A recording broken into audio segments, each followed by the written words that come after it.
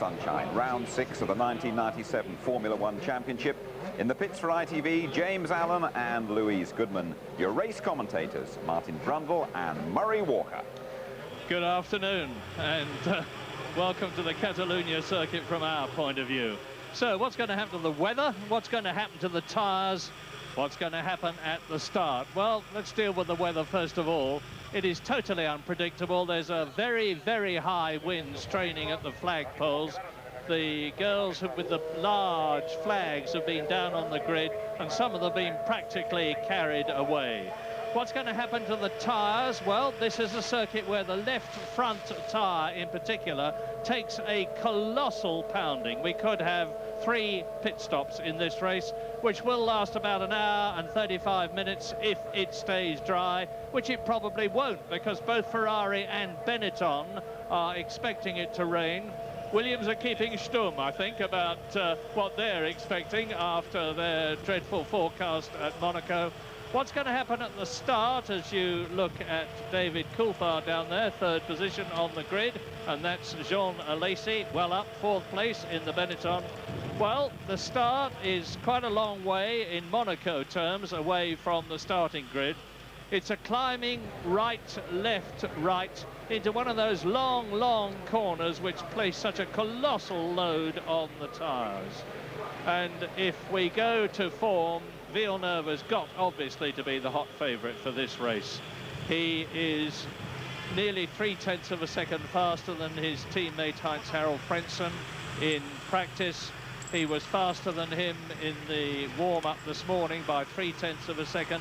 Interestingly, second fastest in the warm-up this morning was young Ralf Schumacher, who's starting 9th on the grid in the Jordan Peugeot, and he was 0.3 of a second off Villeneuve's time, ahead of Mika Häkkinen, who was 3rd, Heinz-Harald Frentzen, who was 4th, Jean Alesi, who was 5th.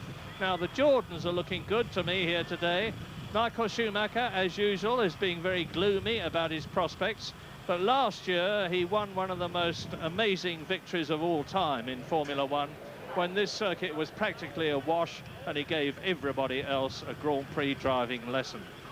Giancarlo Fisichella there is 8th on the grid. We're going down the grid in the Jordan now. That's Ralf Schumacher, Michael's brother. And the next one you're going to see is Johnny Herbert, 10th on the grid, and he's in the Sauber Petronas.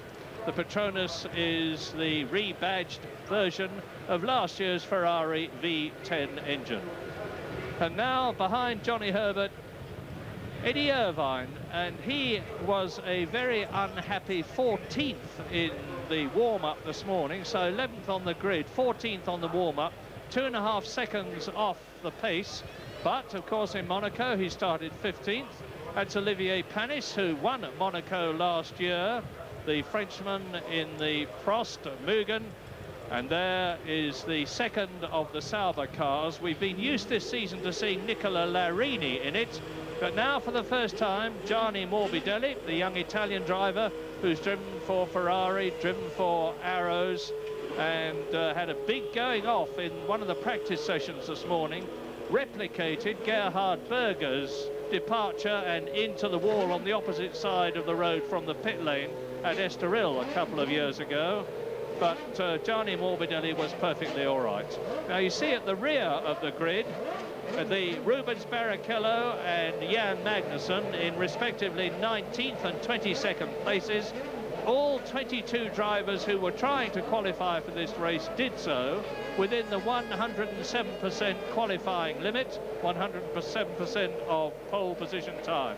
Now a reminder, Michael Schumacher leads the World Championship for Ferrari for the first time since he joined the team last year, just 4 points ahead of Jacques Villeneuve, and he is 10 points ahead of his teammate Frentzen, who is tying with Coulthard, Berger and Häkkinen, and Eddie Irvine in the second Ferrari is 3rd in the championship, 6 points behind Villeneuve, and off they go on the parade lap.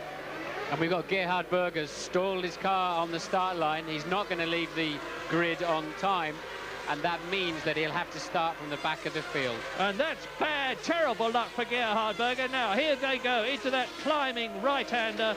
As Gerhard Berger gets away, that means he'll be starting from the rear of the grid instead of 6th position on the grid, which is where he qualified. And that is a very severe blow. So now into the long turn 3. That's one of the ones that punishes the tyres so badly. From there into turn 4, this is the right-hander. They start to drop downhill now into a 55-mile-an-hour second gear corner. And that in itself leads on to turn 6, which they're starting to approach now. That is another left-hander. And then it's climb up towards turn 7. The sweeping right-hander, which you can see Jacques Villeneuve, who's leading Princeton round, followed by Coulthard, Lacey, Häkkinen, Berger is down, Schumacher and Fisichella together. There is Eddie Irvine, and you'll see Gerhard Berger coming round at the rear of the grid. Now they're approaching the starting grid. Martin, what are they going to be thinking of at this stage? Well, they're actually travelling quite slowly again, which tends to happen when Villeneuve's on pole. You can see them weaving around there, trying to get some tyre temperature. I personally believe that does next to nothing. You need a lot more load than that in the tyre to generate any reasonable amount of temperature. In fact, what I used to do was really work the brakes up, because you can get 300 or 400 degrees centigrade in the brakes, and that tends to radiate out into the wheel and the tyre. It keeps the whole mass nice and warm. They just come out of the blankets on the start line anyway, but they very quickly go away, and they'll soon lose a couple of PSI on this lap if they're going too slowly, which they are, I believe. And that means the ride out of the car's lower. The car's going to be handling very poorly in those first few laps. So assuming now they've managed to keep some kind of temperature, the front runners are going to arrive on the grid some 45 seconds before the stragglers at the back get lined up. And you'll see anybody on their right-hand side of the grid will move over at the last possible moment to keep their tyres as clean. The line here, the racing line here, is on the left. You can see a Lacey pulling over very, very late. The line is on the left, so the right-hand side is dirty. And there's a sensor in the car and a sensor on each of the grid positions. They must line those two up. They're the jump start sensors. You can see the cars at the back hovering around. Ralf Schumacher's got his arms up. He's stalled the engine. I think they'll have to delay the start. I don't see any way they can start with the car in the middle of the pack with his engine not running. He's cruised up to his grid slot and let the engine die out. And yes, they've delayed the start. He will be pushed to the back of the grid. He will have to start at the back. Now, interestingly, will they allow Gerhard Berger to come through? I once came through in Adelaide, had my car pushed through to restart what I believe would be a completely fresh race. Let's see if maybe they will count that as one lap of the race, but will Berger be allowed to make his way through to take his original grid position? I think Ralf Schumacher will be put at the back now. Well, bad news for Ralf Schumacher, good news for possibly Gerhard Berger, and good news for Eddie Irvine, because we've had some terrible happenings at the beginnings of races like this, notably at the Canadian Grand Prix some years ago when there was a Ferrari involved. But now you can see the yellow lights are flashing there, which means that the start has been aborted.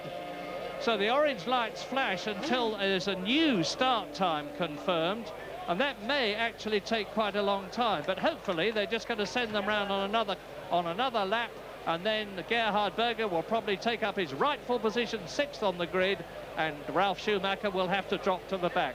And Ralf is not going to be at all a popular chap, because look, everybody's having to come out again. The drivers had built themselves up to see those red lights go out, all 5, to start the 65-lap race, which may now become a 64-lap race, because they have a formation lap and 65 laps. Now they've had a formation lap and will have to have another one.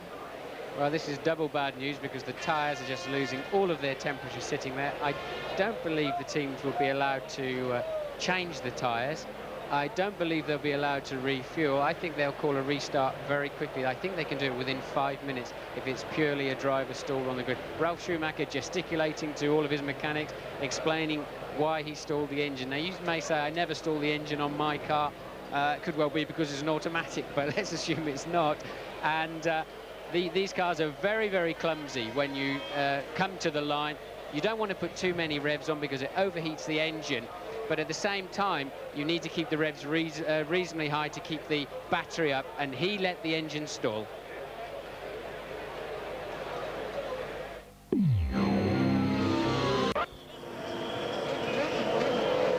In 8 seconds' time, the second formation lap will be starting with Gerhard Berger back where he was when the original grid was formed, 6th, and Ralf Schumacher is actually getting away. There's a bit of a discussion going on, but Ralf Schumacher gets away. Now, I'm a bit puzzled by this because, as far as I'm concerned with the rules, Ralf Schumacher should certainly be starting at the back of the grid. But nobody stopped him from leaving. You can see the 2 yellow Jordans there, with Fisichella weaving about in the background behind his teammate Ralf Schumacher, and Schumacher's obviously not dropping back. No, well, he hasn't. Normally they have a marshal standing, an official standing with a yellow flag in front of you to prevent you getting away on your second green flag lap. And I think they'll have to radio him to tell him to drop to the back of the grid. What do you think, Marion? Yes, I've just heard he has been told that he's got to drop to the back of the grid. It's a bitter pill for him to swallow, but it's his fault. He lost the engine.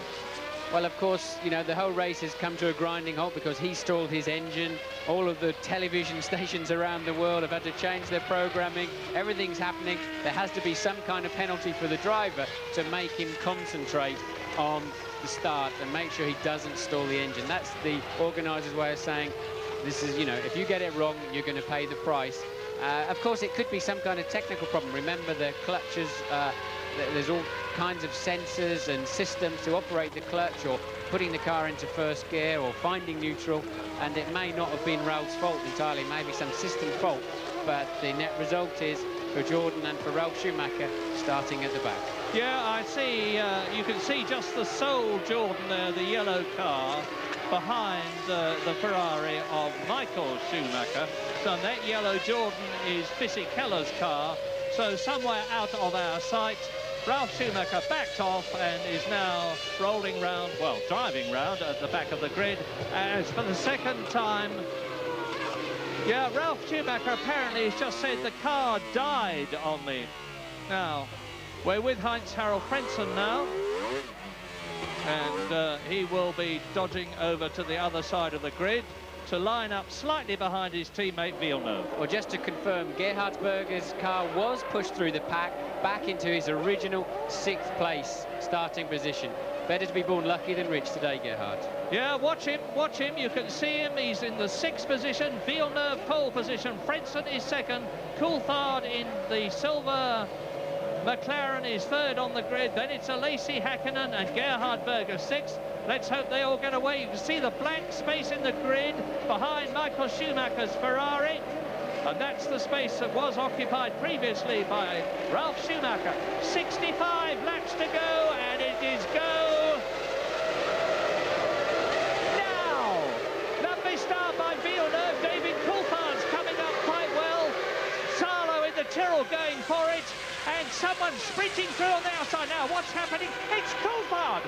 David Coulthard has got ahead of Frentzen and Villeneuve. And he took the lead. Has he held it?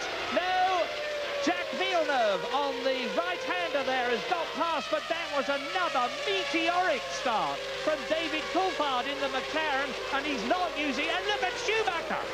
Incredible! Michael Schumacher has seared up through the field. He started way down in 9th position, and he's now up behind Villeneuve. I can hardly believe this.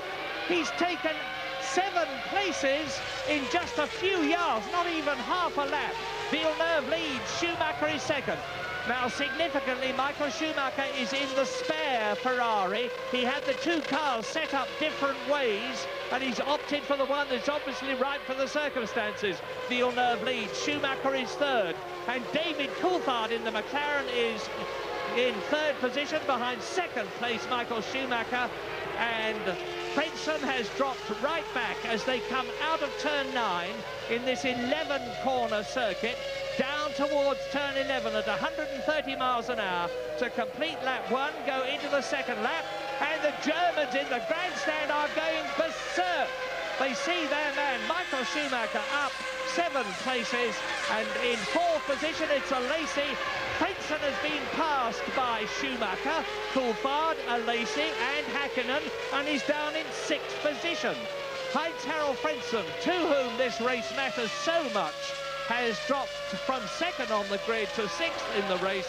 Jacques Villeneuve leads, Schumacher 2nd, Coulthard 3rd, so it is Williams, and then the Ferrari, and then the McLaren. You can see it's already dropping back, but I'm amazed at how close Michael Schumacher is, considering how gloomy he's been, and he was 1.7 seconds off the pace in qualifying. Well, he's come from 7th to 2nd, but nonetheless, it's still an incredible performance. And remember, he had to go into the T car in qualifying, and I don't believe his grid position represented just how fast he can go. But this is going to be a very, very physical race, and I think that puts Schumacher in good shape for that also. But Villeneuve's no slouch. Now watch, Frentzen bogs down off the line and has to have a second bite at it. Now look at Schumacher. He follows Coulthard through initially on the right-hand side, our right-hand side, and brakes laid up the inside, takes Frentzen, keeps it all together. Coulthard tries to go round Villeneuve. Villeneuve will not give. Coulthard ends up on the outside, has to get out of the throttle, and that gives Michael Schumacher there in 3rd place at the moment a run at Coulthard into turn 4. He obviously took him, and he's in a great position now for him. David Coulthard is the fastest man on the track. He's closed the gap between himself and Michael Schumacher. David Coulthard just gone round in 1 minute 23.9 compared with Hill's lap record of 1:24.5. Early days in the race, heavy fuel load, they'll go faster. There is no sign of rain at the moment. The sky's dark and grey overhead. The flags are straining even more at the flagpoles as we join Michael Schumacher, double world champion, chasing Jacques Villeneuve, who is a very strong contender this year, but at the present moment is 4 points behind the man we're riding with. Michael Schumacher in the Ferrari, down to the very quick straight into turn 8. La Caixa starts to climb here. Now turn 9, that's about 75 miles an hour. Villeneuve ahead, and Michael Schumacher gaining a few yards on him. Now these are the last 2 corners. That is turn 10. Turn 11 coming up is absolutely crucial, because the faster you can get out of it, the faster you can go down this long straight. Now, Villeneuve was 0.478 seconds ahead of Michael Schumacher on the previous lap. He's increased that lead by 0.3 of a second. Coulthard is still 3rd, and Alesi is now the fastest man on the circuit. John Alesi is catching Coulthard, who is catching Schumacher. And between the 2nd and 4th men, there are about 1.5 seconds. And in 5th position, it's Mika Häkkinen. So the 2 McLarens are well up, 3rd and 5th. The pace is relatively slow. Remember, they qualified on a 16.5 for pole position. But I think the track is going to be very green. And by that, we mean we had a lot of rain briefly this morning, and there's been 2 races since, and that tends to lift the rubber off the track that the Formula 1 cars have put down over the weekend, and takes away a lot of the grip. And it's going to take time now for the drivers to find the new level of grip and to understand how hard they can push the car. This is Schumacher getting away well. That's brave going through the middle there. Had to lift out momentarily, and now he's got himself well positioned for the inside of turn 1. And he says, I'm going to brake after you, Alesi. Whenever you brake, I'm braking later. He can see the chaos ahead of him there. Now he knows he's going to have a run at Coulthard on the way out of turn 3. And that was an absolutely sensational start. 7th when the race started, when the lights went out, up into 2nd place on the 1st lap, reminiscent of the great lap of Ayrton Senna in the European Grand Prix at Donington. Not quite as good because Senna took the lead, but now Villeneuve is extending his lead.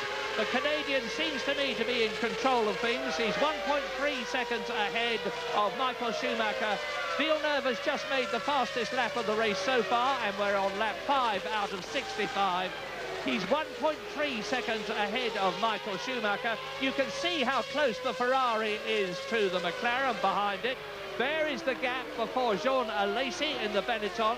The Benetton going much better here in Spain than it has at previous circuits, because they've done a lot of work here testing and were able to get the heat into the tyres that they needed. Well, I think Villeneuve's going to run and hide now for the rest of the afternoon. He has the fastest car on the circuit. We do know it is faster than the Ferrari, even with Michael Schumacher turning the steering wheel. So there's going to be the scrap now that's going to be of interest to us, I think, is Schumacher, Coulthard, Alesi, Hakkinen, and then Frentzen. We've seen earlier in the year when Frentzen gets buried back into the pack, he hasn't seemed to make any impression thereafter during the Grand Prix. So it's an important test for him. He needs to close that gap to Villeneuve in the World Championship. He's 10 points behind him still, and he can't afford to drop another 5 or 6 to him today. Right, now keep watching the leaders. Here's some good news for Damon Hill fans. He started 15th on the grid. He is now in 11th place. He's having a terrific battle with Mika Salo in the V8 powered Tyrrell with the Ford engine and new Ford engine. Hill is trying to get into the top 10, and he's on lap 6. He's yet to finish a race effectively in 1997.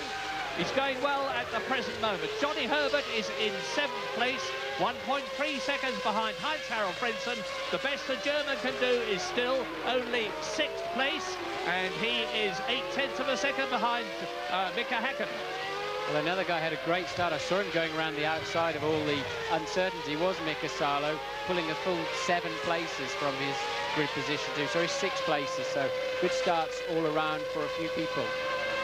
Yeah, Mika Salo, who drove a brilliant race, a non-stop race at Monaco, but never mind that, because look now at David Coulthard. There he is, car number 10, the McLaren Mercedes. I say again, not with the brand new V10 Mercedes engine they used for qualifying so effectively, which put him 5th on the grid and his teammate Mika Hakkinen, put 3rd and his teammate Mika Hakkinen 5th. But nevertheless, David Coulthard is hanging on to Michael Schumacher, who's been saying right up to this race for a long, long time, the characteristics of the Catalunya circuit do not suit the Ferrari.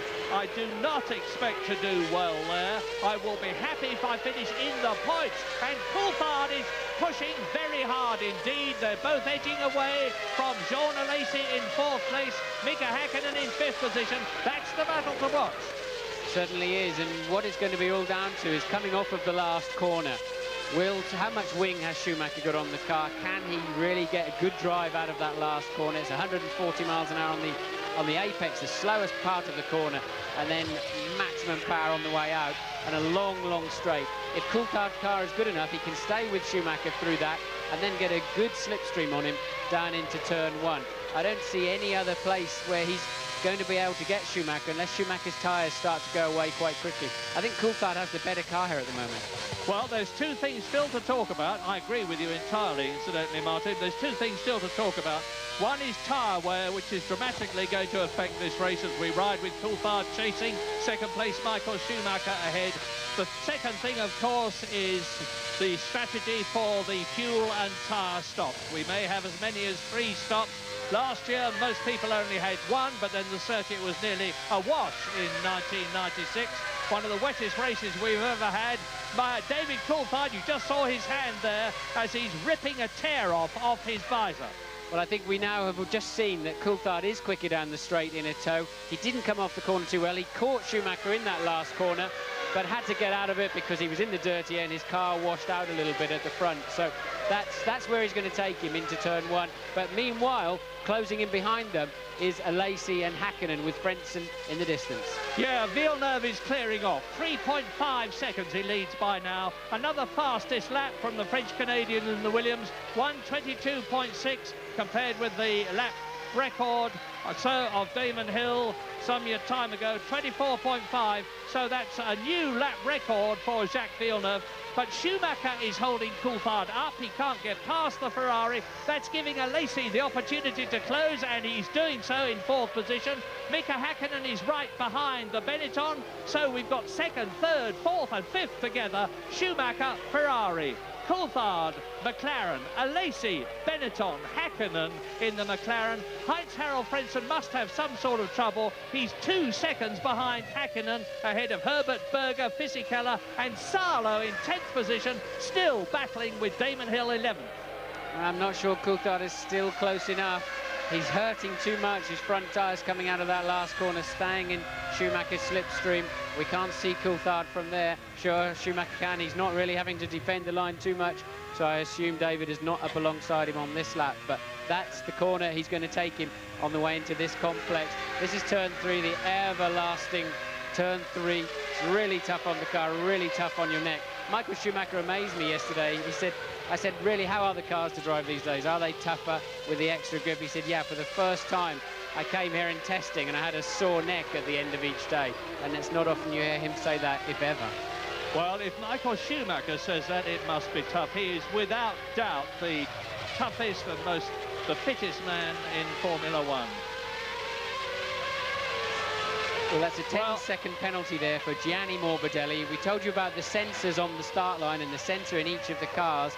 They can see it on graph paper a few minutes after the start itself, and it shows up if anybody moved before those red lights went out, and obviously Morbidelli did.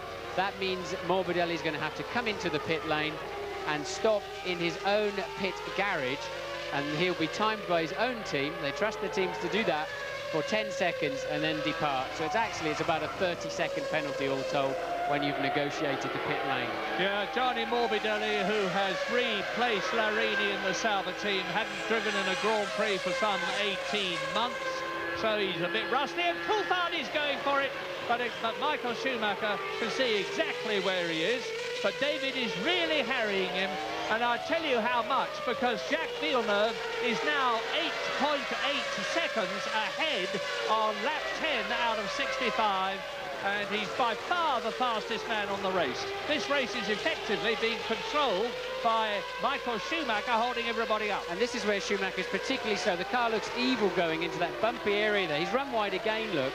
He looks evil on the bumps into those slower corners, and he's having to be so careful on the way in. And that means they're losing 3 seconds a lap at the moment to Villeneuve. And any minute now, Michael Schumacher's going to have to start driving very, very defensively, and they're going to lose even more time. Villeneuve's got it all. Really is looking very good for him. Yeah, another lap record for Jacques Villeneuve on lap 9. He's on lap 10 now, almost at the end of it. 1:22.5. He's really pulling away, building up the biggest possible cushion so that when he comes in to make his tyre and fuel stop, he will have as big a lead as possible and will be able to join down the field, but not in too much traffic, he hopes. That's the critical thing. So, into lap 11, and Villeneuve is already there. Now 11.6 seconds ahead of Schumacher. Coulthard. Well, Coulthard's closest now. This is into the turn 1 we talked about. Yes, no, Schumacher's cut his nose off. David was too hesitant there. Probably rightly so, actually, otherwise he could have easily been out of the race. But Schumacher really kept his head and said, you're not coming through there, and David was only half-hearted about getting through.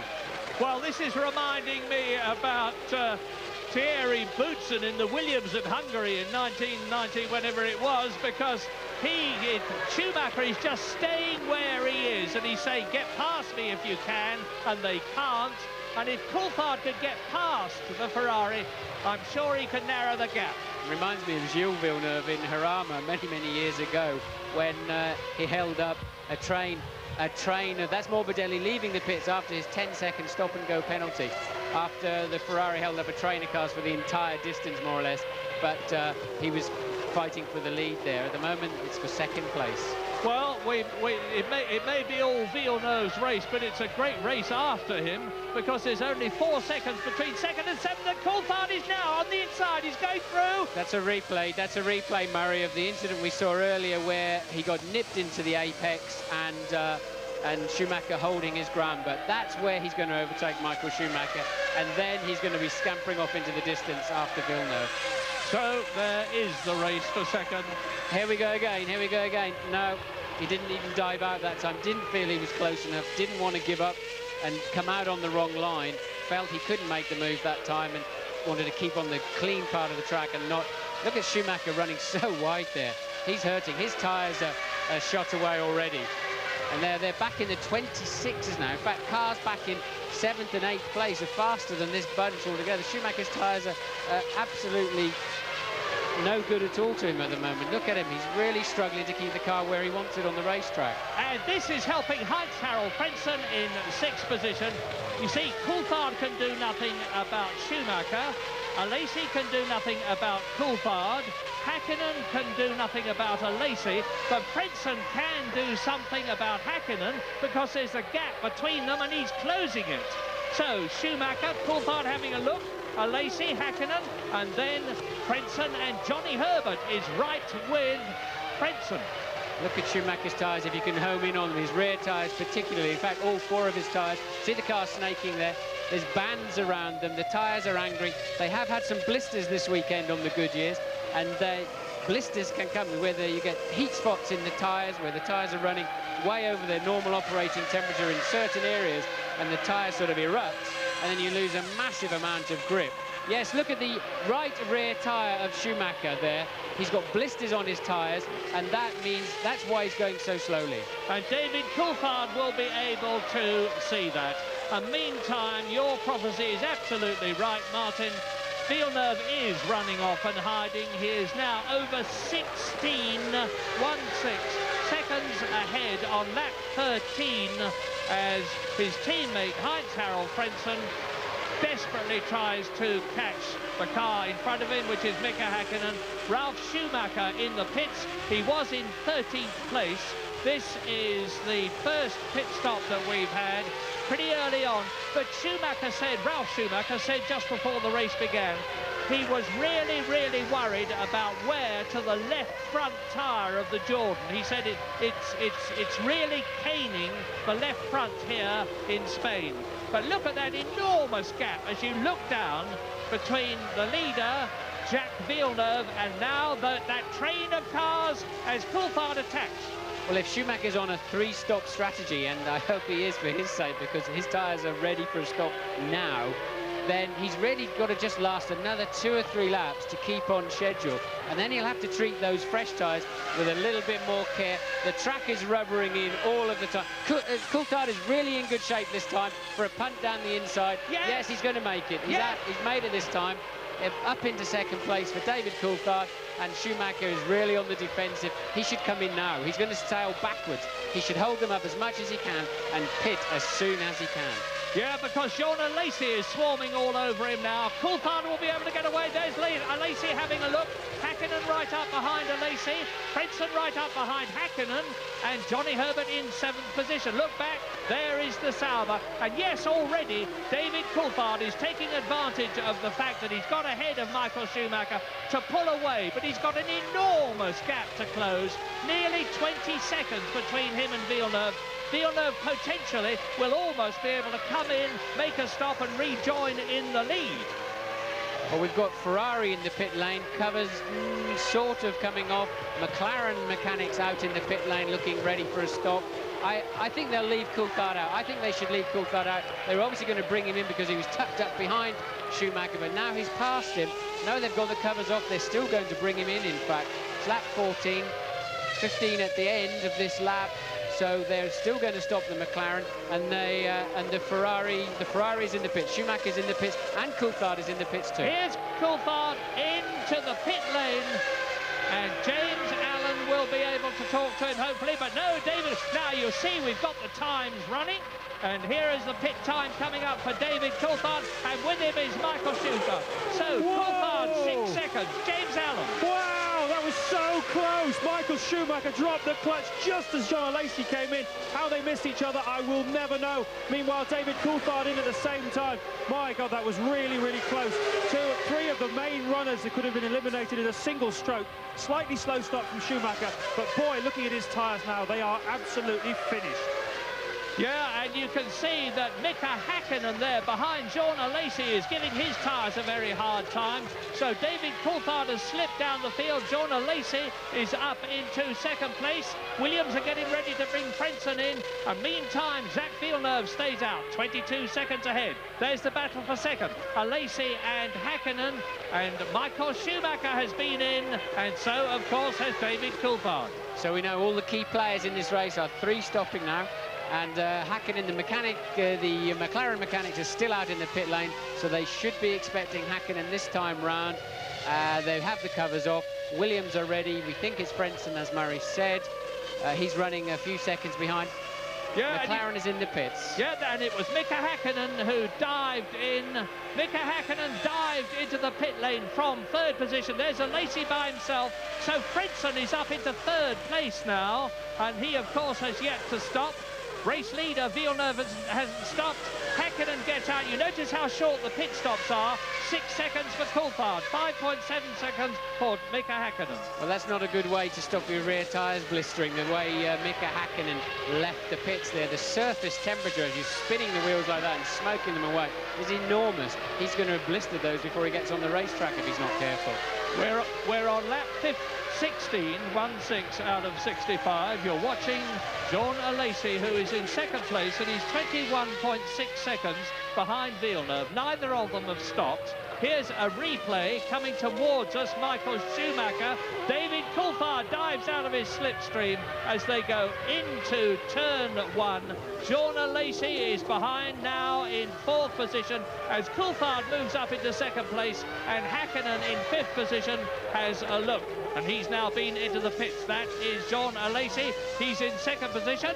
And Villeneuve, I wonder what sort of a strategy Villeneuve is. He on a 3-stop?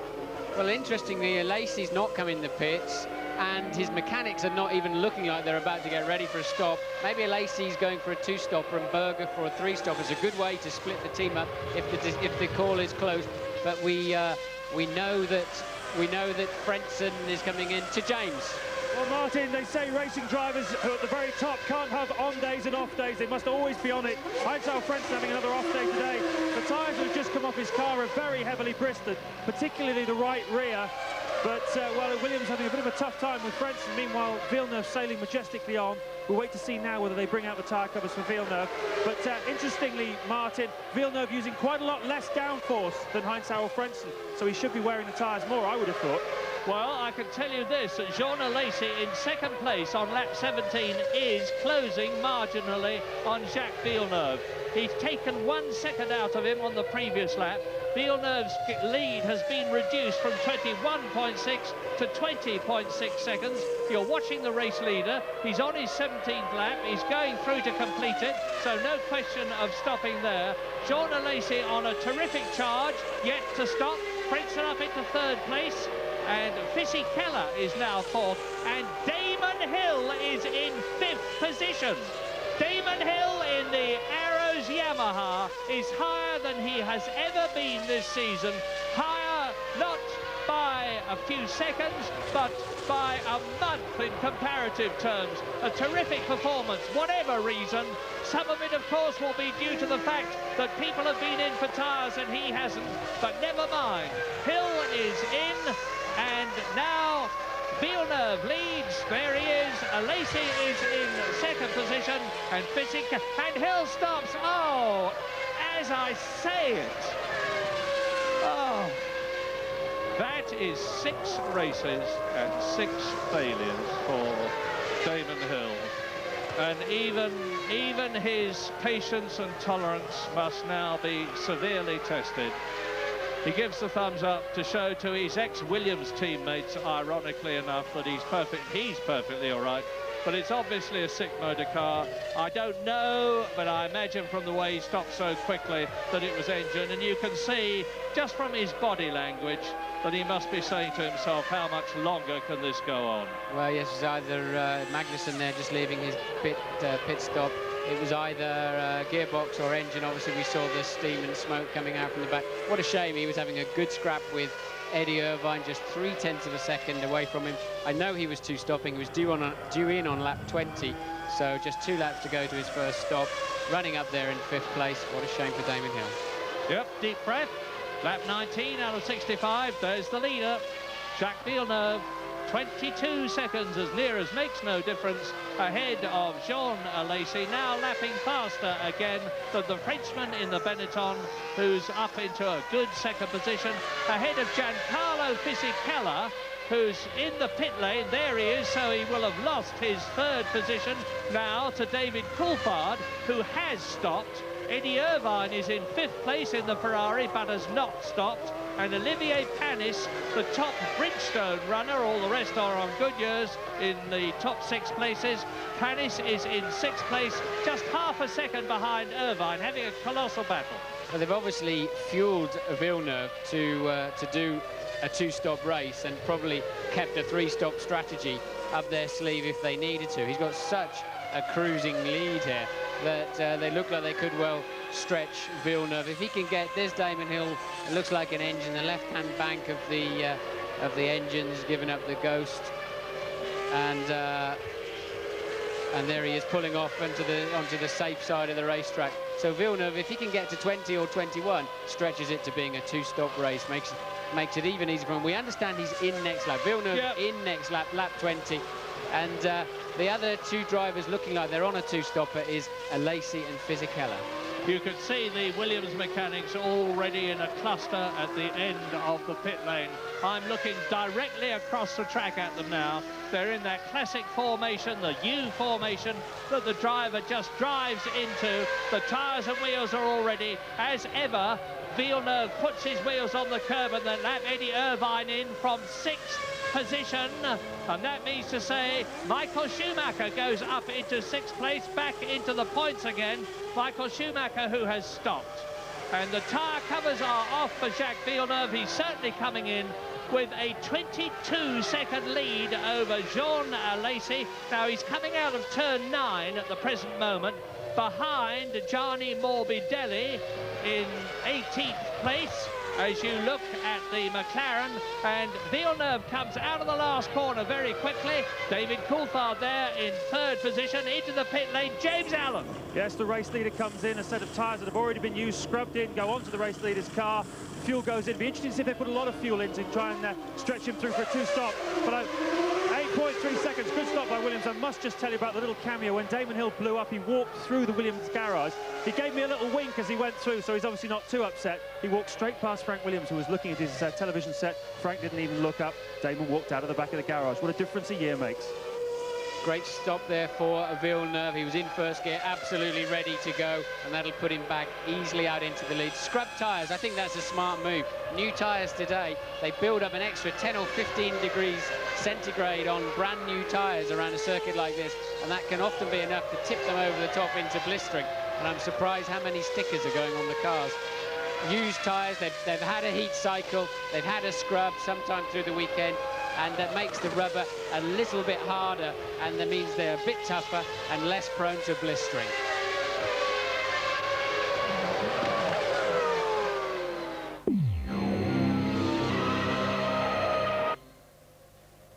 We're just about a third of the way through the Spanish Grand Prix. One of the front runners, Jean Alesi in the Benetton, has been in the pits. Here's Simon Taylor. Yes, the end of lap 21, in comes Jean Alesi, actually having led the race for 1 lap. It was Villeneuve, the early leader, who stopped at the end of lap 20. Alesi's brief moment of glory ending as he comes in for his routine stop, stops neatly on the spot, and a lot of smoke coming off the front of the car. That's from the brake discs. It's very, very hot out there. Very hard, this circuit, on brakes, but it's 8.8 seconds before the car gets back underway, back out into the race. Back to Murray Walker.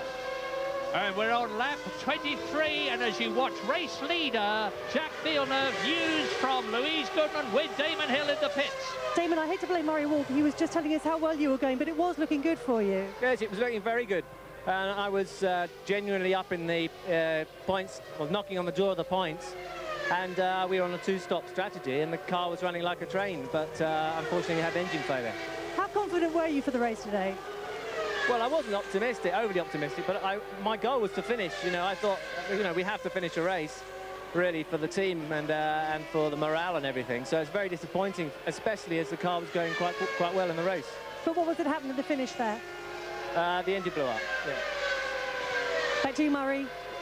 Well, to nobody's great surprise, one sadly has to say, because the Yamaha engine has been giving an enormous amount of trouble this year.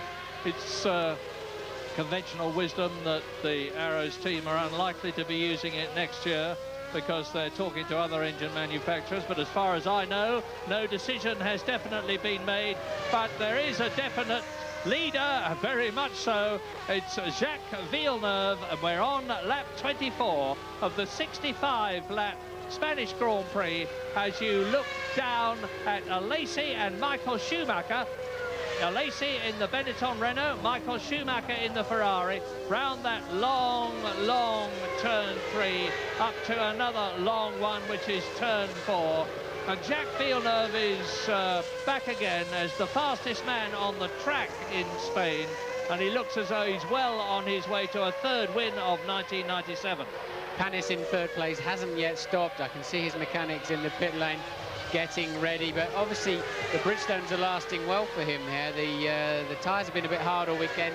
All of the Bridgestone runners are in the second half of the grid in qualifying, but the durability of the tyre through the race looks good, and Panis is the surprise performer so far. Why is Michael Schumacher so far back? We don't know at the moment, lapping in the 23s.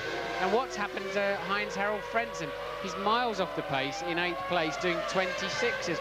I don't know what he does in the middle of a race when it's not going well for him, whether he loses his head or just can't seem to. In fact, he's dropped to 9th place now on a 28.0. He's obviously got some kind of mechanical problem. And that is Gerhard Berger in 10th position in the Benetton, ahead of Eddie Irvine in 11th place. Now we're on lap 25. Here is the order. Jacques Villeneuve is 3.7 seconds ahead of David Coulthard. They have both had their stops. We think David Coulthard's on a 3-stop strategy. There he is. We're pretty certain that Villeneuve is on a 2-stop strategy. Olivier Panis is third as you watch Ukyo Katayama. And there is David Coulthard. Panis is in third position, 6.8 seconds behind Coulthard, but going quicker. And he has yet to stop. Hakkinen is in 4th place, so both the McLarens are in the top 4 places. That's David Coulthard. 5th is Jean Alesi, who is right behind Mika Hakkinen in the McLaren. Michael Schumacher is in the points at 7th. 6th. Johnny Herbert is in 7th position ahead of Fisichella. And David Coulthard going through the field, passing Mika Salo in the Tyrrell Ford, and he is in 18th place. He's now been lapped by Villeneuve, he's been lapped by Coulthard, and in comes Panis. This is the stop we've been waiting for. This is the last man to make a stop. Olivier Panis goes out, and he will almost certainly has lost third position to Mika Hakkinen. So now the McLarens are second and third. Good news for Woking. You saw Panis very calm there in his pit stop, cleaning the mirrors with his hands. You have to keep the steering wheel straight so that the guys changing the front tyres have something permanent to aim at so they can put the wheel on. But this is the fight now for third place between Hakkinen and Alesi. Hakkinen locking front wheels as he has been doing all weekend, and I think Alesi's car's faster, so I would expect him to be crawling all over the back of this McLaren for the next few laps until he can pass him. Williams mechanics out in the pit lane. They've seen Frentzen dropping back with poor lap times, and they're obviously expecting him in now. I'd be surprised if it's just tyres. And a real lock-up there from Mika Hakkinen, who certainly does give his tyres a very, very hard time. Round turn 9, John Alesi, who's had a lot of criticism, but nevertheless has had some good places this year. He's been up in the points twice this season. He's only had a couple of failures to finish. One of them while running out of fuel in Australia. He wasn't at all popular for that. And the tyre covers are now off for Heinz-Harald Frentzen to come in, and he is down in 9th position, lapping 126.9, compared with his teammate Villeneuve, 123.5. So, looking down at the battle, Hakkinen, behind Mika Hakkinen, you see Alesi, and behind Alesi you see Schumacher. James Allen, that's Frentzen. Well, I can tell you, Murray and Martin, what the problem with Frentzen is today. It's terrible blistering of the tyres. I'm inspecting that one now that's coming towards me, and that's the left front. There's a huge band across it. It's a real mess. Back to you. good time to come back because Michael Schumacher, look at him. He's doing now what he did at the beginning of the race. He's gaining places hand over fist. And Michael Schumacher is right up with Jean Alesi. He has passed Mika Häkkinen. Yes, well, obviously, we've missed it while we were watching Frentzen in the pits. The TV director from Spain here missed the action.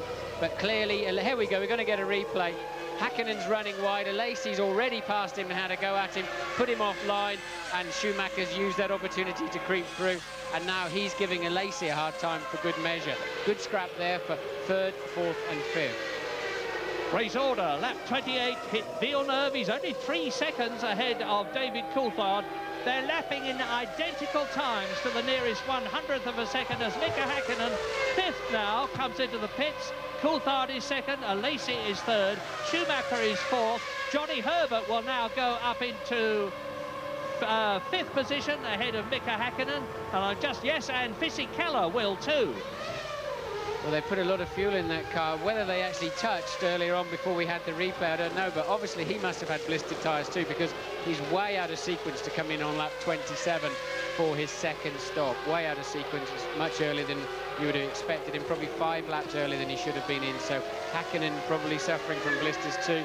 The track temperature is going to be rising all the time. The sun is out again now, as you can see, glistening off of the red Ferrari there. So tyres, the Goodyear tyres look as if they've just been too soft for this race. Yeah, the temperature, the track temperature is up to 27 degrees now. It has been as high as 32 degrees on previous days, but it's much hotter now than it has been today. And Michael Schumacher that we're riding with is pursuing Jean Alesi for third position. You can see how close it is out of turn 9, coming through to complete the lap. Now, what damages these rear tyres? What damages the rear tyres is wheel spin. That's what gives you the surface temperature. That's what gives you the blistering, the little eruptions of rubber that mean that basically the normal carcass of the tyre is not on the tarmac and not giving you the grip you normally expect. Has Jacques Villeneuve got a problem because David Coulthard is catching him? 1:24.6 was Villeneuve's last lap time. 1:23.6 was Coulthard's last lap time, and the gap has come down to under 2 seconds. David Coulthard, the man who won the Australian Grand Prix at Melbourne for McLaren Mercedes, is catching Jacques Villeneuve, the winner in Brazil, the winner in Argentina, the man who failed to finish in Monaco. And Jacques Villeneuve is seemingly in a little trouble as Eddie Irvine comes into the pits to make his second stop. There he is, only 6.5 seconds. He came in from 10th position, but he's now made 2 stops.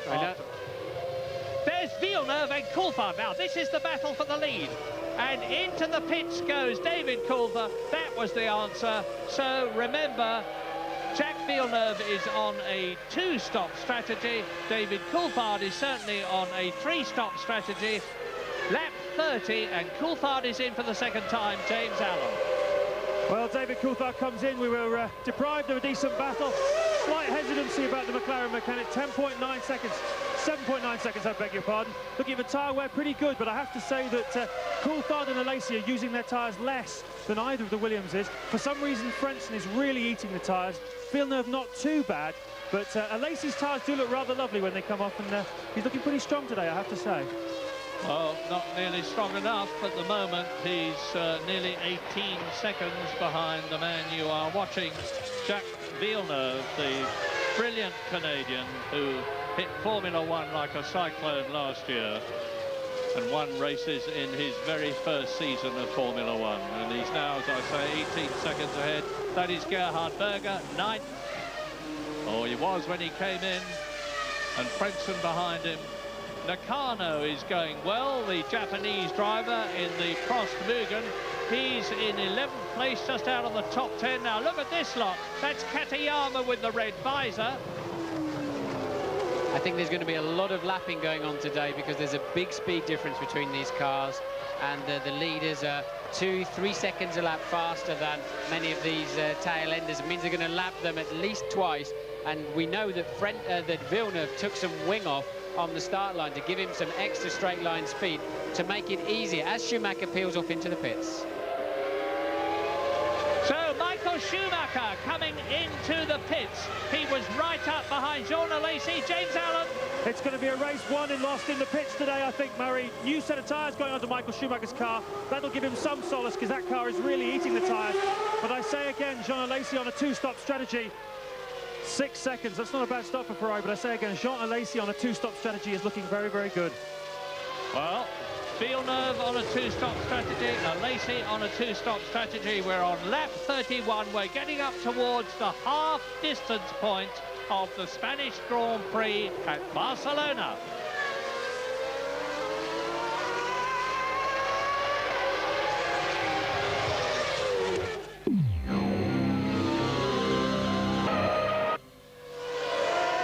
Lap 33 at Barcelona. Race leader, Jacques Villeneuve. He is 17.5 seconds ahead of Jean Alesi. They've both stopped once, and that is Fisichella in the pits from 7th position in the Jordan.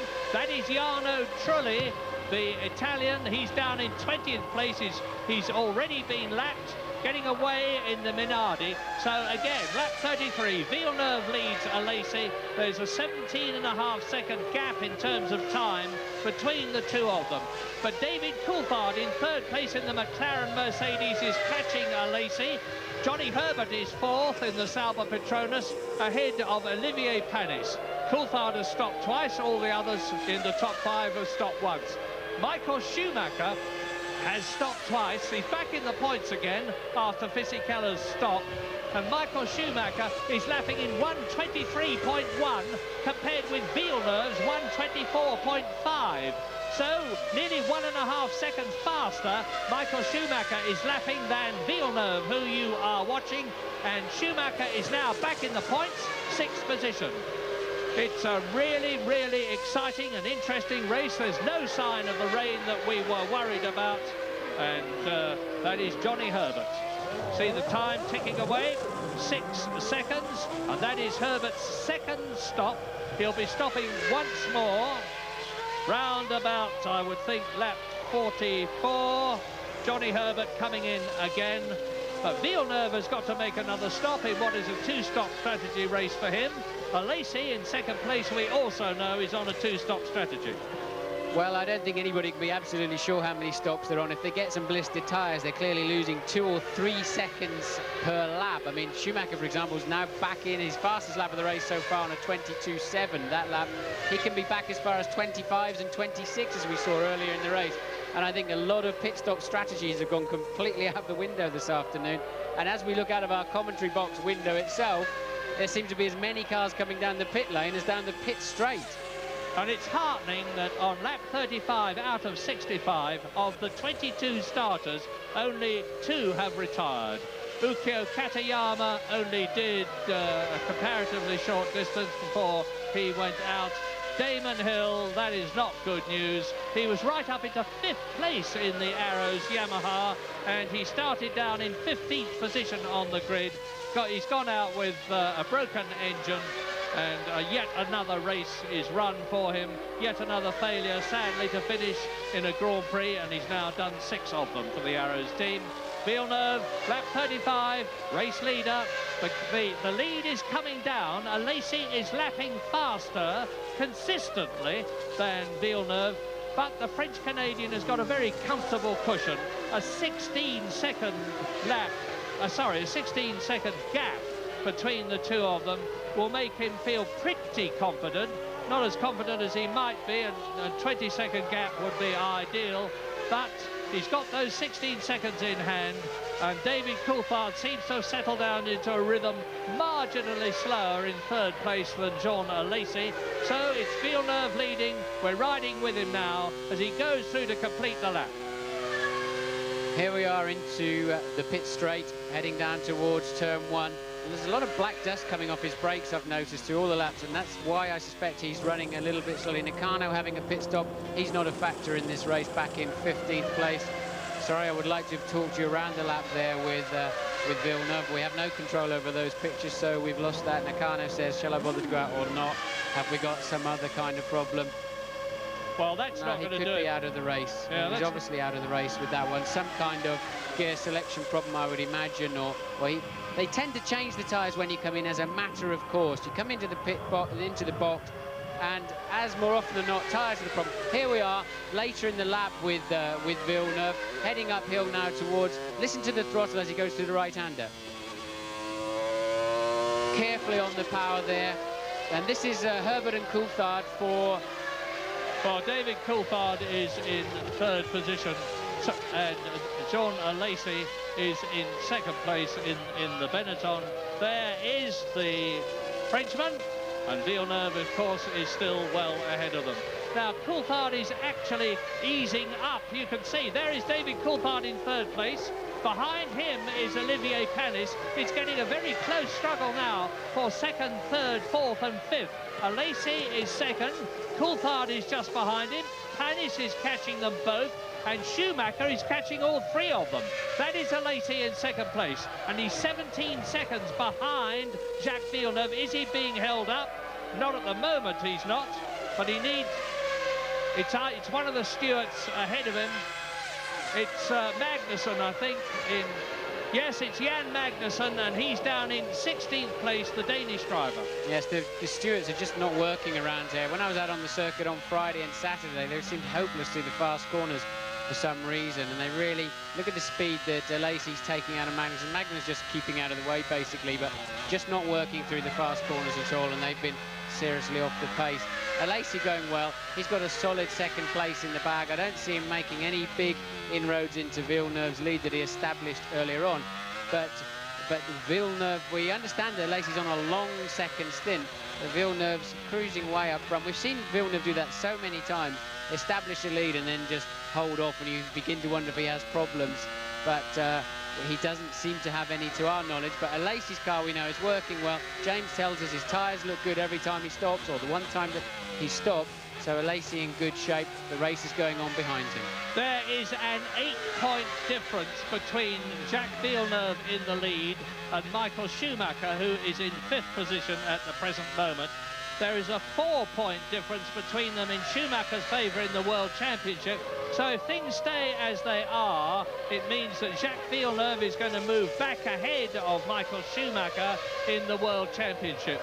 Eddie Irvine, who is in 3rd position in the championship, is only 12th in the Spanish Grand Prix, as we watch Michael Schumacher coming through to complete his 37th lap. He's in 5th position. He's continuing to gain on Panis in front of him. The gap between Schumacher, who is 5th, Panis, who is 4th, is just over 6 seconds. Johnny Herbert is in 6th position in the Spanish Grand Prix. In the points for the Sauber team. And there's a left rear tyre's gone on the Tyrrell. He's obviously picked up a puncture, and at the end of the long straight, the centrifugal force of the top speed of the straight keeps the tyre up, and then as you slow down into the corner, finally it's overheated, the shoulders overheat, and the tread of the tyre separates from the sidewall.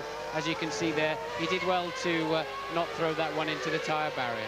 Out of the race goes Mika Salo for Tyrrell Ford, and he was in 19th place. He had been lapped, and that makes the 3rd retirement. He joins Ukyo Katayama and Damon Hill, and that means to say that, and Shinji Nakano is out of the race, so that's the 4th retirement.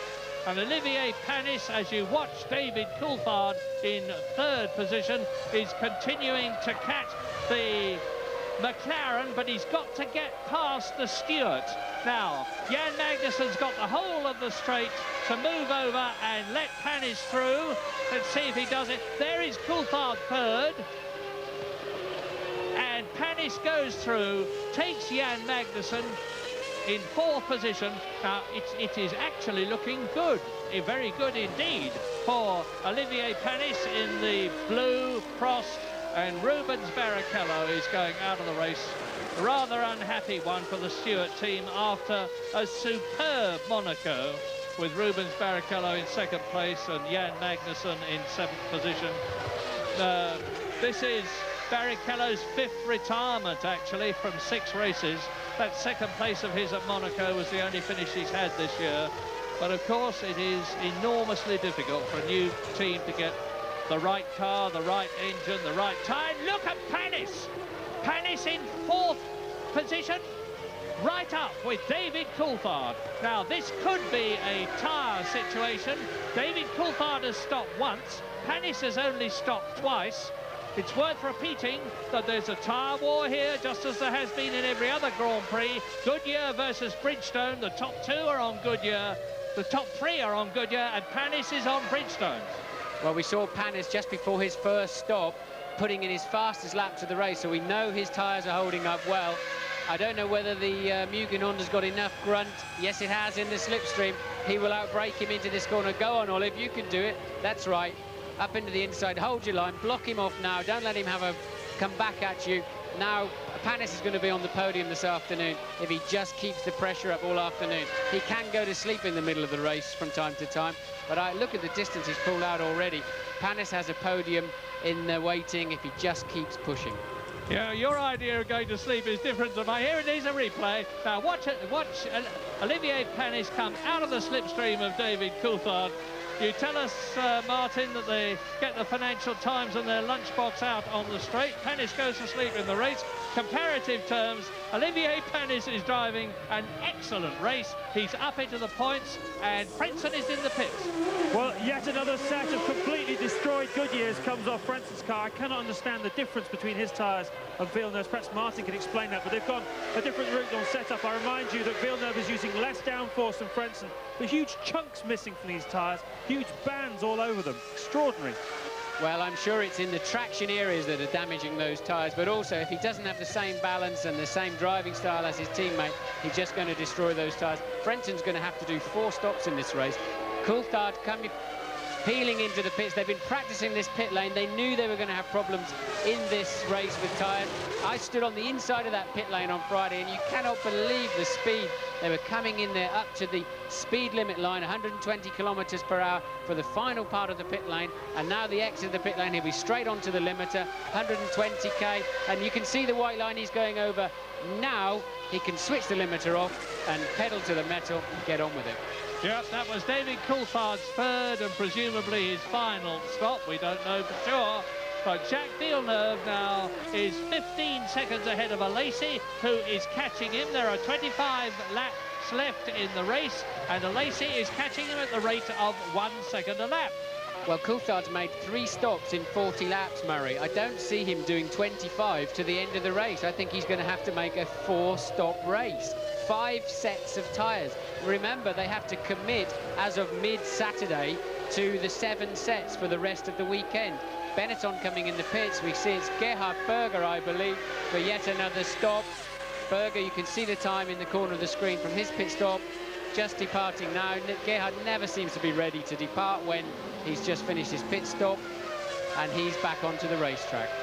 Well, I'll tell you this, Jean Alesi is continuing to catch Jacques Villeneuve at the exact rate of 1 second a lap. In another 14 laps, he could be with him, and that will be lap 56.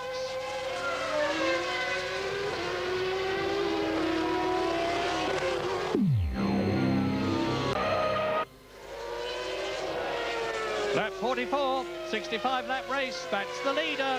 13.8 seconds ahead as Alesi, the second-place man, comes into the pits for the second time.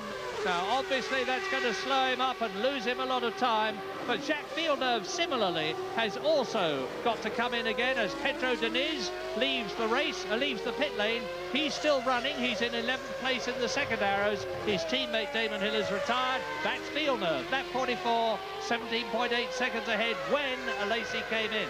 Now, if I were the Williams team, I'd be getting on the blower now to Villeneuve and say, start pushing again, because Olivier Panis can win this race. Believe me, he has the car underneath him because he has the tyres underneath him that'll stay with the pace. He can lap in the low 22s. Villeneuve's in the low 23s. There's 20 laps to go. Not a lot over 18 seconds in it. If Panis pushes hard, he can win this race. So Villeneuve's got to pick the pace back up again, and that's going to push his tyres maybe over the limit. So stay tuned, don't go away. Let's join Louise Goodman with Rubens Barrichello. Rubens, everything seems to go right for you in Monaco. It seems as though nothing's gone right for you this weekend. Why such a big difference in performance? Well, I think Monaco was I think the power of the engine was not so important. Here is a little bit more. We're working on it, but we're still suffering from it. So, and then the engine let me down now on the race as well. So we're working on it. Tell us, how were your tyres last year? I know some of the Goodyear runners are having problems with blistering. How are the Bridgestones holding out? Well, I was on a 2-stop strategy, so I was quite good. I was time-wise, I had Berger in front for a while, and I didn't know which position he was, but I was catching him up, so tires were lasting very well. Thanks, Rubens. Back to you, Murray. Lap 45, it's still Villeneuve, but Olivier Panis, who was making the running, and I'm sure will continue to do so, has been in for a second stop. He was in second place at the time. Here is Mika Häkkinen, who was in 7th place in the McLaren, and his teammate David Coulthard in 6th position. But the closing laps of this race are undoubtedly going to be really, really exciting. Villeneuve leading. Michael Schumacher is now challenging, and he has come up from 7th position after his second pit stop. Now here's Villeneuve coming in over to James Allen early. Well, thank you very much, Murray. There's an awful lot riding on this pit stop. Jacques Villeneuve's driven absolutely beautifully today. We're also expecting Michael Schumacher, so let's hope there's no confusion as Villeneuve exits the pit. He's driven a lovely race. 8 seconds. Panis is still a threat. Alesi's threat is perhaps dwindling now, but well, Villeneuve looking pretty strong, I must say. And Michael Schumacher at this point is in 2nd position. There is the brilliant German, and I use the word advisedly. He's fought his Ferrari up in a magnificent drive, just like last year's when it was soaking wet and he dominated the race, and he's now in 2nd place, scything his way through the field. Villeneuve, of course, has been in to make his stop. They've just captioned him in 1st place. That doesn't coincide with my thinking here and the timings. But anyway, there he is, 1st or 2nd, and we'll know very shortly. That's right. He's really been flying on this. He obviously kept his tyres nicely. In the early part of the stint, he probably just went easy on them, let them build up temperature. As they go down, as they wear down a little bit, they get less hot, so they're less likely. There's less rubber moving around, and it generates less heat. They're less likely to blister. And then Schumacher pushed very, very hard. He's got some traffic here now. The Ferrari mechanics are out in the pit lane. Blanket's just coming off the tyres now, so usefully for Michael as he's catching that traffic. Watch him steam in that pit lane now. Look how fast he goes in there. See, he's really hard on the gas down there, looking for the 120. He might even lock his front to there. 120 kilometers. There they go. You see the 2 metal strips sticking up at the bottom to earth the car out while they're refueling it, in case there's a spark that causes a fire. Used tyres going on. Good move. Good stop. 6.8. Schumacher's got a good chance of a podium now. Wait for the line. Here comes the line. Now he can really go flat out now towards the first corner. Unfortunately, 2 cars ahead of him. He'll be disappointed about that. Another one just passing. That's significant. I think that's a Lacey. I think that's a Lacey just passing him in 3rd place. Schumacher in 4th. What is significant also is that Panis was ahead of Jean Alesi after they rejoined after the pit stops. Yes, Villeneuve is in the lead. Jacques Villeneuve leads on lap 47 out of 65. Olivier Panis is in 2nd place, and he's not only in 2nd place, but he's gaining on Jacques Villeneuve. Alesi is in 3rd position, just ahead of us. As you look there at the Williams Renault of Jacques Villeneuve.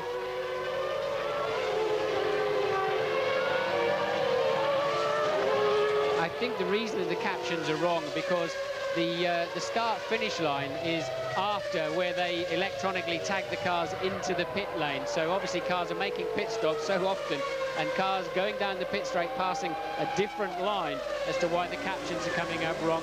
Jordan in the pits, Ralf Schumacher back in 11th place, having an awful afternoon, having started at the back of the grid as a penalty for stalling his engine. Back on board with Villeneuve. Now he's got to push. Panis is doing a 22.6. And on that lap actually slipped back to 24.2, I suspect, with traffic. Villeneuve still in the low 23s. Panis has got 13 seconds. Neither of them to catch up. Neither of them have got to pit again, I would guess. So it's a straight fight now. Can Panis catch Villeneuve. We're on lap 48 out of 65, and that's Gianni Morbidelli driving his first Grand Prix for Sauber, ahead of Jacques Villeneuve. And if Villeneuve can't get past him, it's going to give Panis the opportunity to close up on the race leader, Jacques Villeneuve. But then he too will have the problem of getting past Gianni Morbidelli, so it'll probably cancel things out. Well, this is Schumacher and Alesi. So, Schumacher in 4th position, Jean Alesi in 3rd position, the Benetton on the left, the Scarlet Ferrari behind him, and you can see how much quicker Michael Schumacher is going than Jean Alesi. He's closing up on the Benetton, and it's still Villeneuve, and Schumacher now right there. Well, when we saw Alesi just flash past Schumacher as Schumacher exited the pits towards turn 1, was a very significant moment for Schumacher's afternoon. He's going to damage his tyres so much now. If he can indeed pass Alesi, I'm not sure he'll be able to do it. I'm not sure his car is good enough. And the longer he stays in his dirty air going through corners like that, long, fast corners, you see him dropping away because he understeered wide. He had to get out of the throttle, I would guess. And that's going to stop him having a counter-attack on Panis. Panis now just 11.6 seconds behind Villeneuve. Panis can win this race. 1.3 seconds Panis took out of Villeneuve's lead on the last lap. We're on lap 49. It's a 65-lap race, 16 laps left. So Panis is going to be right with Villeneuve at the current rate, about 5 or 6 laps before the end of this race, and then it's going to be a battle royal. As I've said many, many times in the past, and I'll doubtless say many times again, catching up is one thing, getting past is another, and Villeneuve would be very, very hard to pass, but maybe there are more tyre stops yet to come. Tyres are taking a terrible hammering. But remember back in Brazil, Murray, where Villeneuve, we started talking about, has Villeneuve got a problem? And then when in Argentina, when he was sick, you know, is he running out of steam? He seems quite content to let somebody just swan up behind him and then just hold them at bay. So maybe he's doing that, but there's not enough of a comfort zone there today, knowing that the tyres can go away from him. He's just completed a lap. 11.6 seconds was the gap between him and Olivier Panis. I wait for the Prost Mugen to go through, and it's 10.8 seconds. So once again, Panis has reduced the gap. There he is, coming up behind Ralf Schumacher. That is Olivier Panis in 2nd position, right with Ralf Schumacher, who is 13th in the Jordan Peugeot, and a lap behind, effectively, the Prost. Johnny Herbert. Herbert's 5th place, a great stop for him, 6.5 seconds. The mechanics are really getting slick, and it's not surprising. They've had a lot of work to do this afternoon. They're working as hard as the drivers. Something smoking at the back of the Jordan. Could just have been the left front locked, and then the smoke going up through the Venturi underneath the car, looking like an engine problem. I don't think it was, but this is actually bad news for Panis, because that Jordan's got a stonking Peugeot engine in it, and it's not going to be that easy to pass. 15 laps left at the end of this one, and Villeneuve is leading a very quick Olivier Panis in the background there by some 11 seconds. Jean Alesi is in 3rd position, not gaining on Panis. Michael Schumacher is in 5th position, not at the present moment gaining on Jean Alesi. And Johnny Herbert is in 5th place with David Coulthard catching him. But Coulthard in the McLaren as Irvine leaves the pits in 10th position. Coulthard, 6th in the McLaren, is catching Johnny Herbert. Fisichella is 7th, Hakkinen is 8th, Frentzen 9th. All right, well, this is significant now for the race. Alesi's beginning to catch Panis because Panis is tucked up behind the Jordan and is not making any impression. He's suddenly in the dirty air of a car that we know is incredibly fast in a straight line here all weekend. So Panis needs to dispatch Schumacher very quickly. Schumacher is smoking a bit. He may take himself out of the race shortly.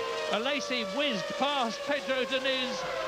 Michael Schumacher did exactly the same thing. Now, I said earlier on that the gap between Alesi and Schumacher was 1.2 seconds. Doesn't look that to me on time. We're on lap 51, and Villeneuve looking good for 10 World Championship points. Olivier Panis looking good for his highest finish this year. He was 3rd in Brazil. If he finishes 2nd here, he will get 6 World Championship points to add to the 9 that he has already got. But that's of academic interest, because here is the battle. Alesi 3rd, Schumacher 4th, virtually nothing in it in terms of lap times. Now they're round turn 9, dropping downhill at about 140, 150 miles an hour, backing off slightly for turn 11. Now, if Schumacher comes out of this corner quicker than Alesi, they're building up to 200 miles an hour here. And Schumacher is not only catching Alesi, but Alesi is catching Panis. Yeah, Panis is still tucked up behind the Jordan. Had a good look out of the commentary box to see them through the last corner. He just can't get close enough to the back of it to get a tow. The Jordan mechanics are out. I don't know whether it'll be for Fisichella or Ralf Schumacher. I hope for our sake it's for Ralf Schumacher, but I want to see Panis. I mean, remember, Panis is lapping Ralf Schumacher. He should get out of the way if he can just get close enough to get the blue flags out. Oh, there's somebody who's blown up. Yeah. And unless it was a great big cloud of tyre smoke, but that's an awful lot of smoke just coming from the tyres. But I want to see Panis now getting some clear air. Otherwise, we're not going to have a good scrap to the last few laps with Villeneuve. I think it could. That's just taken the steam out of Panis's charge, sadly. We're on lap 52 now, and it was the Jordan of Ralf Schumacher that caused that smoke. He is out of the race. He was well down in 13th position. He was holding up Panis, so Panis has now got a clear track in front of him, but the gap between Panis and Villeneuve has got up to 11 seconds, and the gap between Schumacher and Alesi is surely coming down. It was 1 second. Down to the last corner. This is it again. This is where the speed again builds up to 200 miles an hour as they come through to complete their 52nd lap, with Villeneuve now a comfortable 12 seconds ahead of Panis and lapping quicker. Well, I think Panis can still catch Villeneuve if he gets on with it now, but apparently there was a huge cheer, we hear from our pit crew, in the Prost garage when they saw Schumacher's car beside the racetrack. Michael Schumacher running wide again in 3. We did see smoke coming from that Ralf Schumacher car, and obviously the engine was in its last throes. The death rattle finally came. But that's Fisichella in for a stop. Not a great afternoon for Jordan. 7th place at the moment for Fisichella. He'll slip back behind Häkkinen in the run-up to the race after this pit stop. Lap 53. Seems to have a job getting it into first gear there, heading off down the pit lane towards his last stint of the race. Lap 53, watch Alesi and Schumacher battling for 4th place, while I tell you that the retirements are Barrichello, Salo, Nakano, Damon Hill and Shinji Nakano. 17 left out of the 22 that started the Spanish Grand Prix.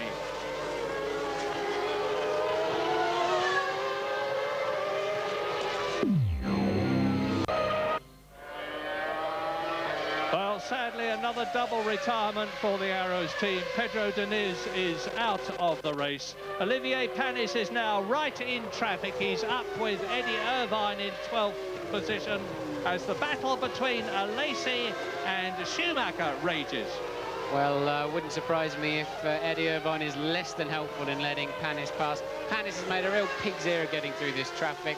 Villeneuve's now off for a clear win, and Panis, instead of chasing him home and having a great chance to take a superb win here this afternoon, has now got his mirrors full of Jean Alesi and Michael Schumacher all at the same time, and that's not a nice feeling. He's really got to nail this traffic, be very ruthless, very aggressive, and I hope he hasn't just settled for 2nd place, because he may have it taken away from him. But it's not inconceivable that the Ferrari team, knowing that Michael Schumacher in 4th place is right up with Alesi and now with Panis, is saying to Eddie Irvine, give the hardest possible time you can to Alesi. Well, that's Alesi right up behind Panis. Now, Panis had a go at Eddie Irvine into turn 1, didn't come off, and actually dropped back more into the clutches of Alesi. Puff of tyre smoke there. It's a horrible smell when you follow a car with the burning rubber as you go through the cloud of tyre smoke, but I don't understand why Olivier's struggling so much. Maybe he's just picking up a lot of understeer, can't get the front of the car where he wanted on the racetrack in traffic, because he's gone absolutely nowhere since he came up behind Ralf Schumacher, and now this little queue. And Alesi's gesticulating, I would have thought, to the marshals, as much as say, where are the blue flags? We're lapping these guys. Where are the blue flags? I haven't seen a blue flag waving yet at all.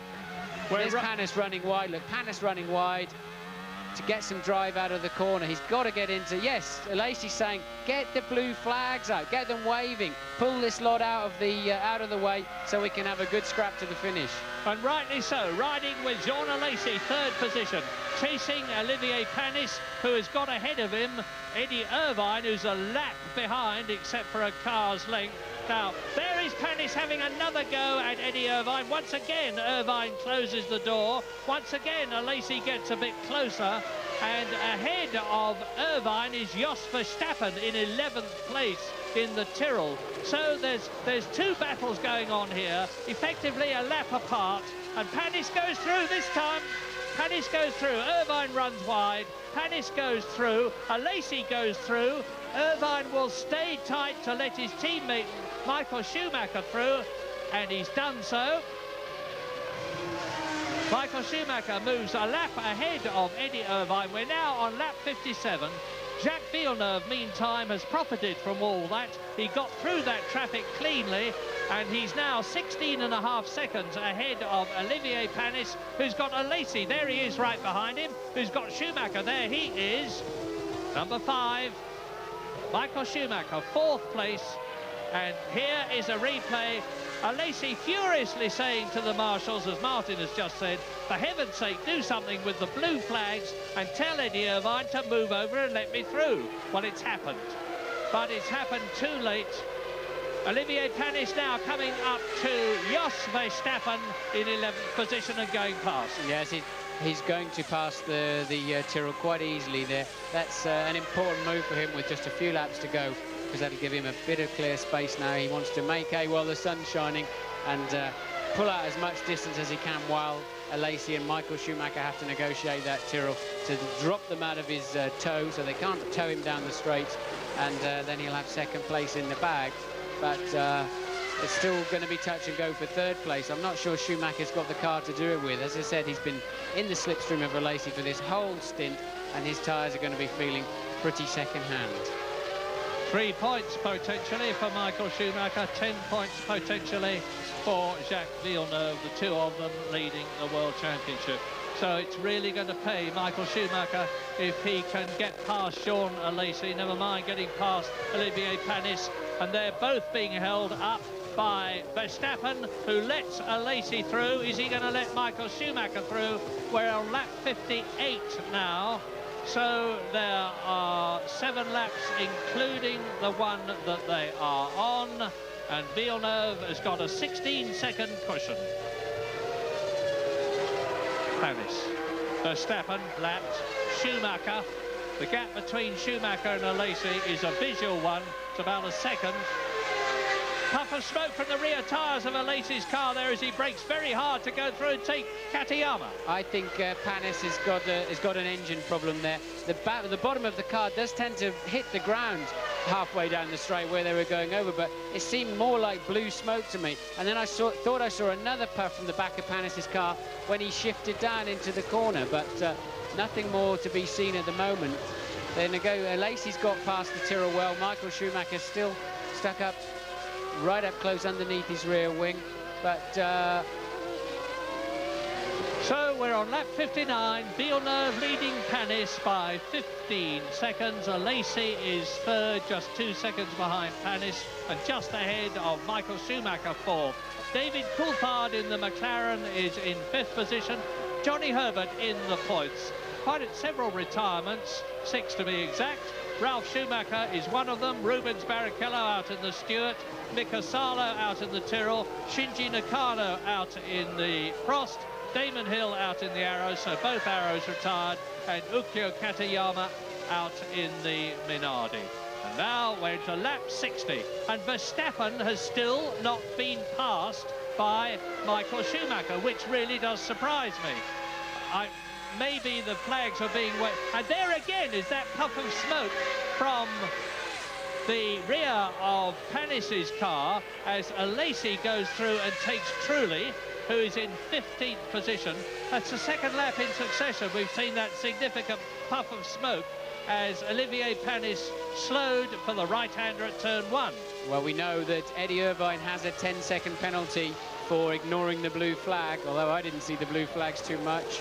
There it is now, and I think Jos Verstappen will be next to star on our blocking a penalty 10-second board for doing a similar thing to Michael Schumacher. So I'm not sure there's enough time in the race now for them to activate that, although actually no, they have to come in within 3 laps. They have to come in within 3 laps and take that penalty, otherwise they're excluded from the race. So Verstappen could be very much affecting the World Championship situation at the moment, holding up Michael Schumacher, who is unable to get past the Tyrrell Ford, because Jacques Villeneuve is very shortly about to, well, he's just started, there he is, his 61st lap. So 5 laps to go.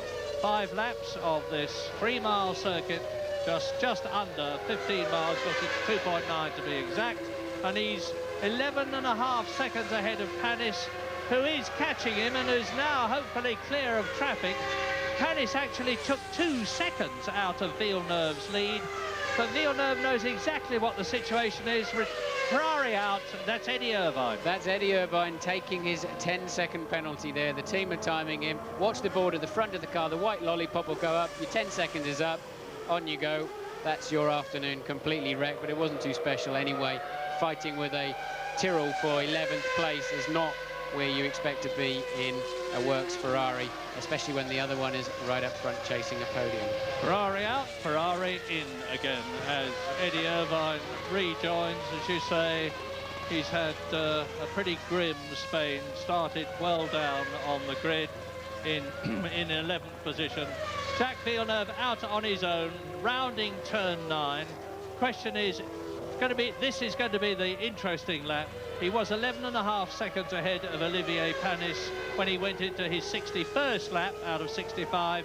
Now you see he goes across the starting grid into his 62nd lap, and if that gap is not reduced, there is Olivier Panis coming through, and the gap between Villeneuve and Panis now is 9.9 seconds. So again, Panis has gained on the Williams. 198 miles an hour there for Panis as he heads into turn 1. I'm really annoyed with that traffic, and I'm really annoyed with Panis taking so long to get past them. Here he is again, back in the 22s. I don't think he would have passed Villeneuve in a month for Sundays, if I'm completely honest, but I would like to have seen him cruise up behind that Williams and have a good go about it. We've been robbed of a good finish to the race there, but now he's taking 1.5 to 2 seconds a lap out of Villeneuve, but there's not enough time to do anything about it. Yes, if he finishes in second place, it won't be his first second, because he's been there before. In fact, he's been there before twice, but they were by default rather than by a fine drive.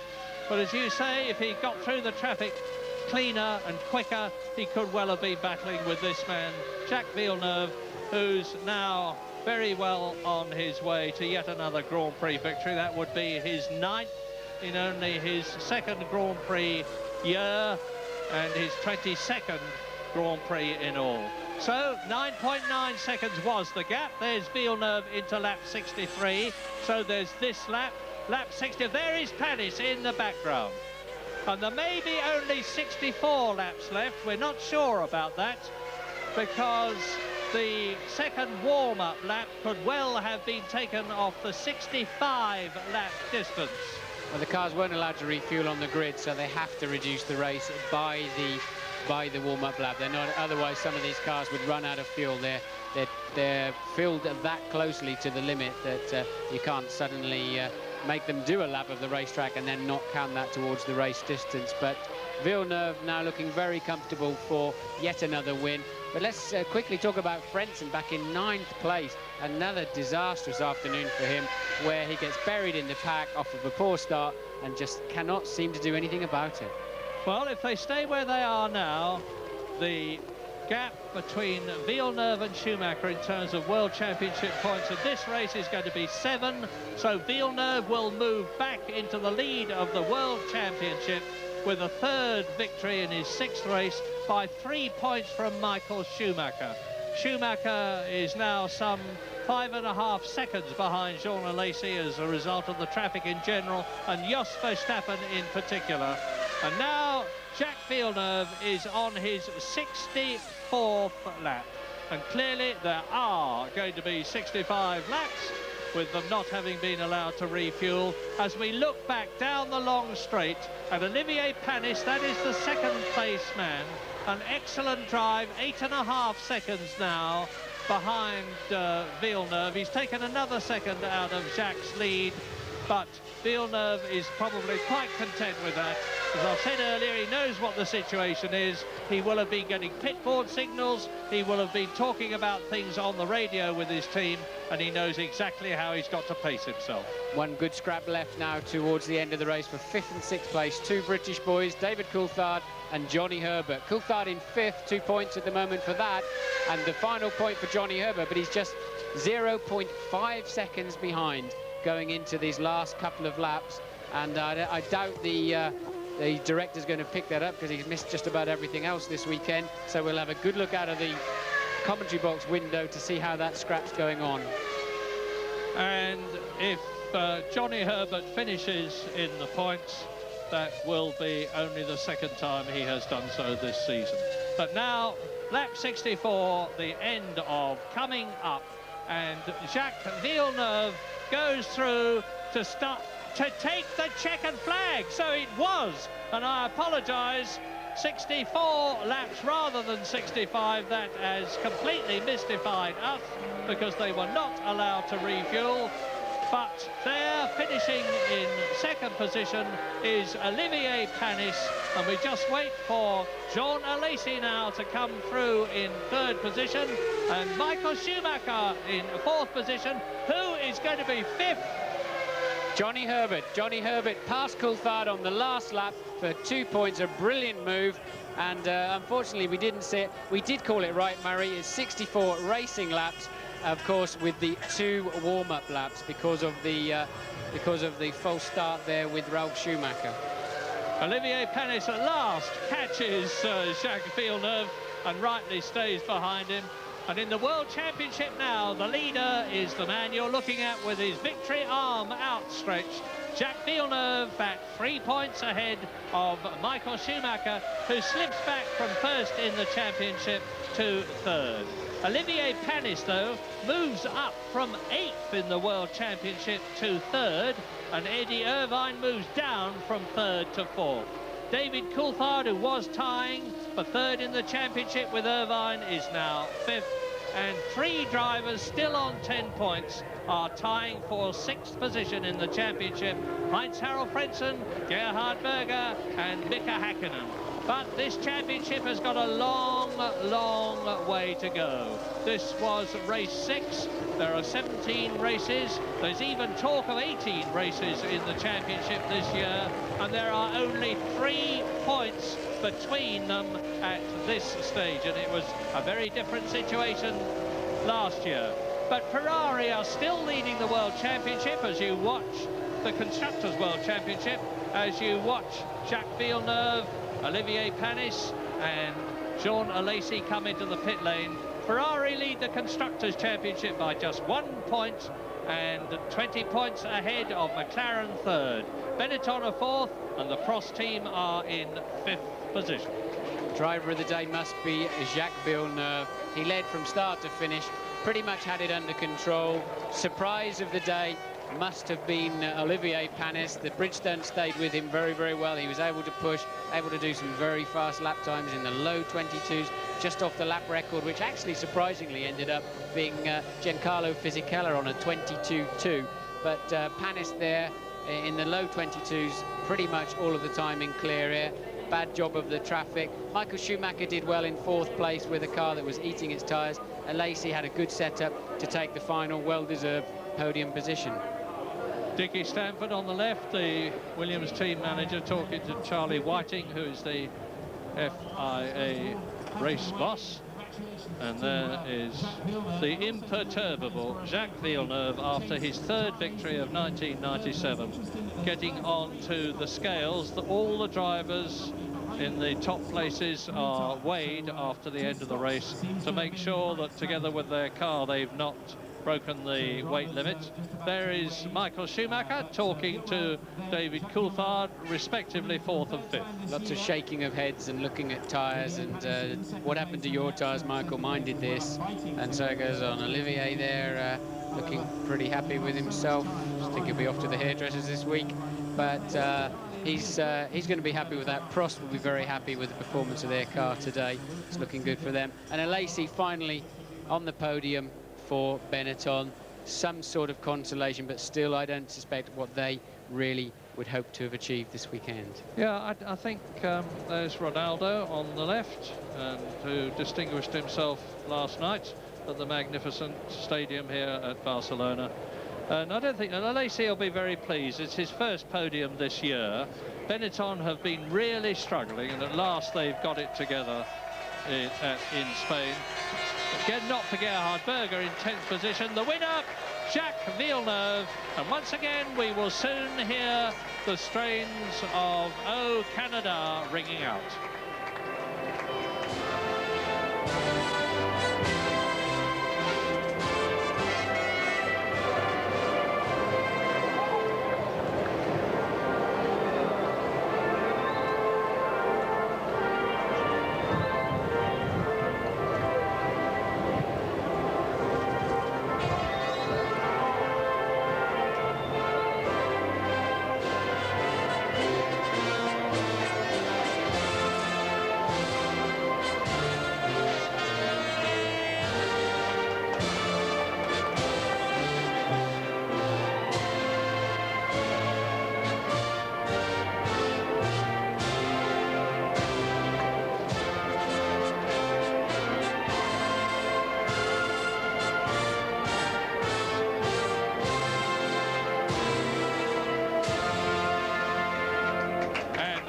National anthem for the winning constructors, Williams with the Renault French engine.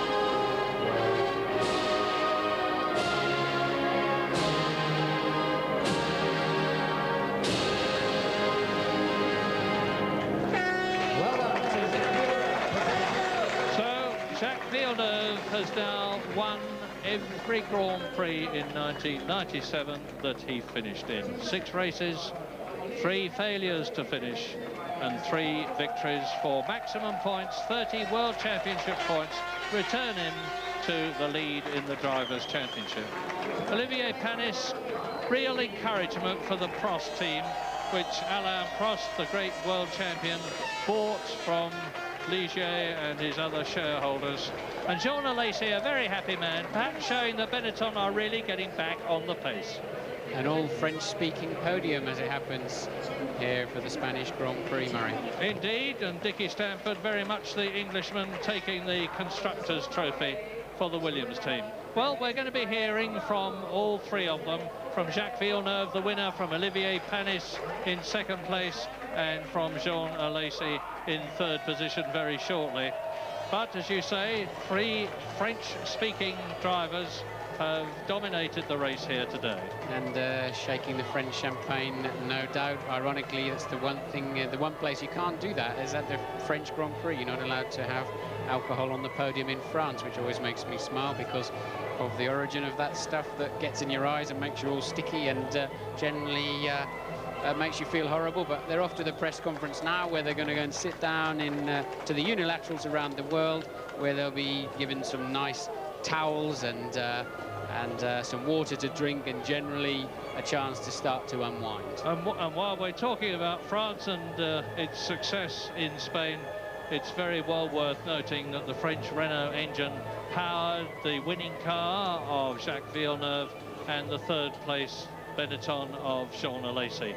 And Renault are retiring officially from Grand Prix racing at the end of this season and handing the reins over to a private firm, Mechachrome, on a very high note. Is that the 350th win for Goodyear, Murray? It is the 350th win for Goodyear, and their tails will be very high because they've got some real competition from Bridgestone in all the Grand Prix this year.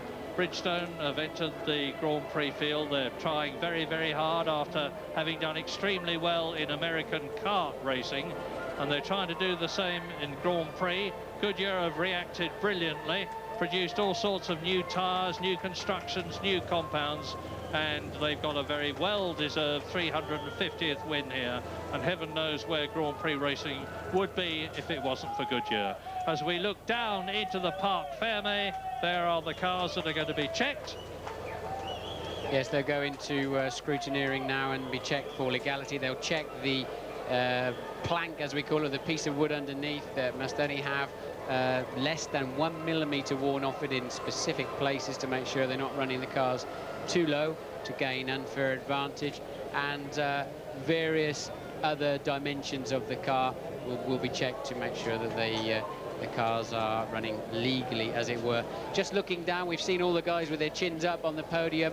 Disappointed people will be Hakkinen back there in 7th, Frentzen in 8th. We've talked about a poor weekend for Jordan with Fisichella in 9th. Third victory of the season. This must be particularly pleasing considering the last 2 races. Yeah, it's very pleasing because with the whole Team Williams Renault, we had worked really hard since the beginning of the season. We've had some good results, but with the speed we had, there's a lot of races that we threw away. And after the stupidity of Monaco, it's good to win a race. We did a lot of testing here all the winter. We spent it here, and the car didn't feel as good as in the winter. The tires were different, and in the middle of the race, when the heat picked up, then it was very difficult. But being in the front and having Michael second, blocking everybody else, gave us a good help today. Did your pit stop strategy of doing 2 stops rather than 3, was that planned? Yeah, we were planning on 2. We knew it was risky on the tires, but we did 3 once this year, and usually there's more chances of something going wrong when you do 3. Were you worried towards the end of the race because Olivier seemed to be catching up on you? No, because we had a big gap, and I knew that there was no point in pushing because the tires are on an edge here. And as soon as he went quicker, we could extend, we could keep up. So I wasn't really afraid, just in case we had some traffic or a tire problem. And you know, he did a great race because he didn't start from the front and he finished second. So that was pretty impressive. Jacques, well done. Olivier, you qualified 12th, so to be here second today must be particularly pleasing for you. Yeah, I'm very, very happy because to qualify is very, very difficult for me because the tire is too hard, but I sure for the race is maybe it's very good result. I would like to make the point. And the 2-stop strategy is very good for me because the wear the tires after the warm-up is fantastic. It's no bliss, everything is okay.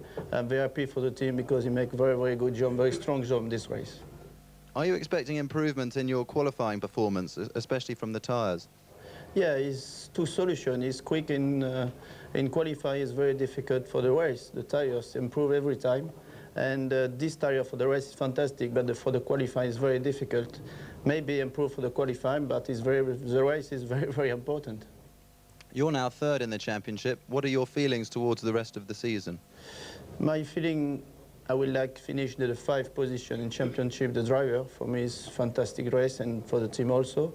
But it's very, very difficult. But the car is very good. The 2 races ago, a new engine for the French Grand Prix. I think so. It's a very good result every season. Olivier, well done. Jean, this is the first podium appearance for you this season. You must be delighted. I'm really happy. I tell you, the beginning of the season was a nightmare for us. We were not expecting what's